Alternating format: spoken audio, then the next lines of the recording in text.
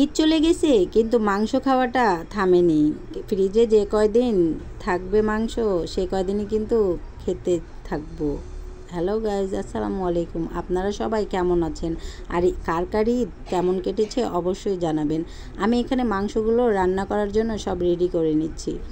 আর মাংসগুলো বেশি করে পেঁয়াজ আর আলু দিয়ে আজকে মাংস রান্না করব। আর হাতে মাখালে কিন্তু মাংসের স্বাদটাই অসাধারণ হয়।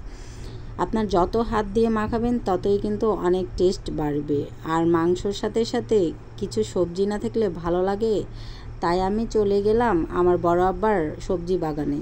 যেই বড় আব্বাকে বললাম যে আমাকে কাঠুয়ার ডাঁটা খেতে ইচ্ছে করছে, তার জন্য বড় আব্বা বলছে নাও।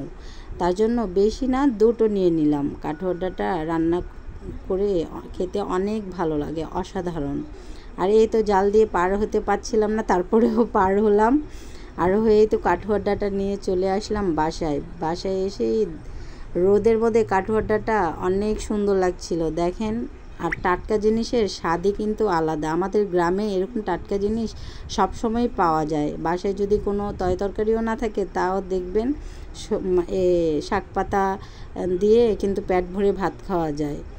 কাঠুয়ার ডাঁটা আমি পিস পিস করে কেটে নিচ্ছি যেন আমার কাটতে সুবিধা হয়। আর কাঠুয়ার ডাঁটা অনেক সুন্দর লাগছিল। কে কে কিন্তু কাঠুয়ার ডাঁটা খেতে পছন্দ করেন অবশ্যই জানাবেন। তার পাশাপাশি আমের কিছু আচার করব, তার জন্য গাছের থেকে আমাদের আম নামিয়েছি। কাঁচা আমই খেতে কিন্তু ভালোই লাগে।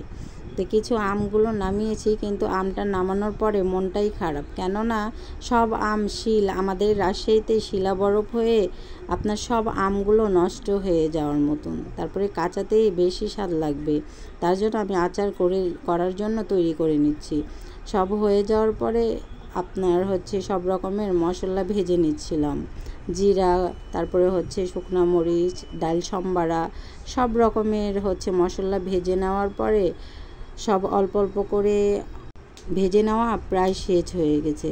আর এই তো আমার এই আমের আচারগুলো আস্তে আস্তে তৈরি করছি। তারপরে সব রকমের মশলাগুলো বেটে নিলাম আর উপরে থেকে ছিটিয়ে দিলাম। গ্রানটা সেই ছিল অসাধারণ, কি বলবো ভাই, আমার তো জিভে আর বার লিচ্ছিল না। আর এখানে গরুর মাংস যেহেতু রান্না করছি, তার পাশাপাশি পিঠা না রান্না করলে কি ভালো লাগে বলুন আপনারাই।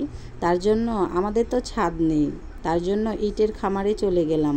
আমাদের এখানে বাসার সামনেই একটা টাটা ভাটা আছে, সে ভাটার এখানেই চলে গেলাম। যে আটাগুলো সব নেড়ে দিচ্ছি সাতপুতি পিঠা বানানোর জন্য। গরুর মাংস যেহেতু রান্না হচ্ছে আর পিঠা চলবে না, এটা কি? আজকের ভিডিও এই পর্যন্ত। আসসালামু আলাইকুম।